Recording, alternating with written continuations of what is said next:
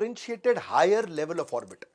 लोग कहते थे ये बड़ा बेचू आदमी है, मार्केटिंग एक्सपर्ट है। बेचू नहीं था, बेचता नहीं था, सोचू था, सोचता बढ़िया था। स्टीव जॉब्स ऐसे सोचू थे कि 12 साल की उम्र में उनको एचपी के फाउंडर बिल ह्यूलेट ने समर इंटर्नशिप पर रख लिया। उनके वैसे जो पिता थे ना, वो उनके साथ में गैराज में काम किया करते थे। सारा जीवन इन्होंने या तो जमीन पर सोते बिताया या कोक की खाली बोतलें जाकर के दुकान को वापस देके पैसा लेके खाने का जुगाड़ करते थे।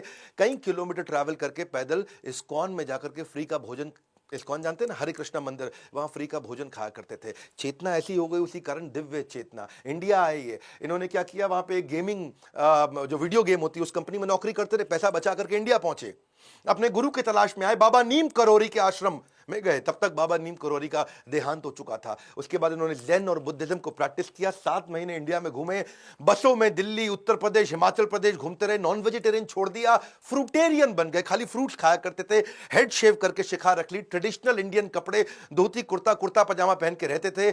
और स्टीव वॉजनियाक को के साथ इन्होंने अपनी फिर पार्टनरशिप की। वापस जब अमेरिका गए, शुरुआत करी, बहुत छोटी शुरुआत करी, क्योंकि इंटेलेक्चुअल और स्पिरिचुअल प्लेटफॉर्म पे थे।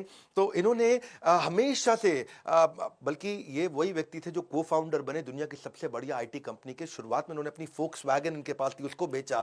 इनके पार्टनर ने अपना कैलकुलेटर बेचा। उसके बाद उन्होंने शुरुआत करी, अंडरवेयर में ही कस्टमर से मिलते थे नंगे पांव, पैसा नहीं था कपड़े पहनने का। लेकिन 1981 आते आते इन्होंने रिकॉर्ड तोड़ दिए जब इन्होंने आईपीओ लॉन्च किया अमेरिका के अंदर एप्पल का। 1983 में ये अमेरिका के 500 सबसे अमीर आदमियों में आ चुके थे। यानी कि जब ये 23 साल के थे तो $1 मिलियन, 24 साल के थे तो $10 मिलियन, और 25 साल की उम्र तक $100 मिलियन कमा चुके थे।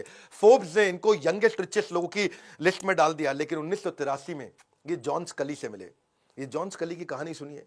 जॉन स्कली को इन्होंने पूछा, पेप्सी के सीईओ थे, भैया जॉन स्कली, तो जिंदगी भर चीनी का पानी बेचता रहेगा या दुनिया बदलना चाहता है?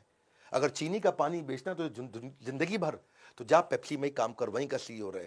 पर दुनिया बदलना है तो एप्पल में आ जा। जॉन स्कली बोला, एप्पल में आऊंगा, मुझे दुनिया बदलनी है। वही जॉन स्कली जब एप्पल में आया, 2 साल के बाद उसी बोर्ड के अंदर अपनी ताकत को बढ़ा के बोर्ड को अपने साथ लेकर उन्होंने स्टीव जॉब्स को बाहर निकाल दिया। बहरहाल स्टीव जॉब्स की स्पिरिचुअल स्ट्रेंथ थी। इतने बड़े सेटबैक से भी उन्होंने बाउंस बैक किया, और ऐसा बाउंस बैक किया कि आने वाले समय में वापस एप्पल गया और उनके पांव छू के स्टीव जॉब्स को फिर लेकर के आया। 2001 में उन्होंने आईपॉड बनाया, 2007 में आईफोन बनाया और 2010 में उन्होंने आईपैड भी तैयार किया। अगर सिंपल तरीका है, आप बोर्ड लाइन नंबर पे फोन करिए, पूछिए, इसका डिटेल मांगिए। आपकी नौकरी चली गई है, आपका बिजनेस बंद हो गया है, आपके पास आज इनकम का सोर्स नहीं है, या आप एडिशनल इनकम चाहते हैं, सिंपल काम है, कुछ नहीं करना है, एक नंबर मिलाना है आपको। इस नंबर पे निकाल लो अभी 10 मिनट, वीडियो बंद करते ही ये नंबर उठाओ और इसको फोन मिलाओ। पूछो, सर ये क्या चीज़ है, मैं समझना चाहता हूँ, थोड़ा डिटेल में समझाइए।